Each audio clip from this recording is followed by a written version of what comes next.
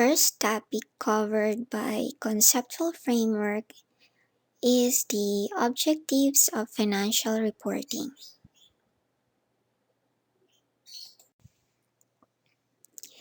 The objectives of financial reporting states that financial statements are prepared to provide useful information to the users. In order for the information provided by the financial statements to be useful, the concept of fair presentation must be consistently applied from the moment a transaction, event, or circumstance is accounted for, recognized, measured, summarized, and reported in the financial statements. So let us define what is fair presentation.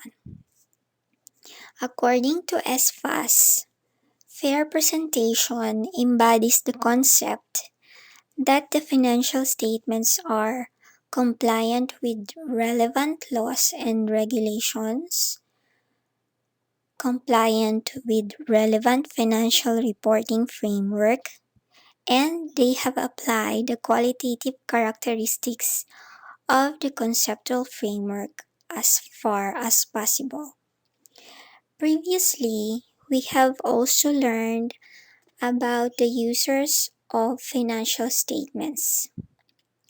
For those of you who missed our discussions on the objectives of financial statements and the users of financial reporting, I have provided the links below for you.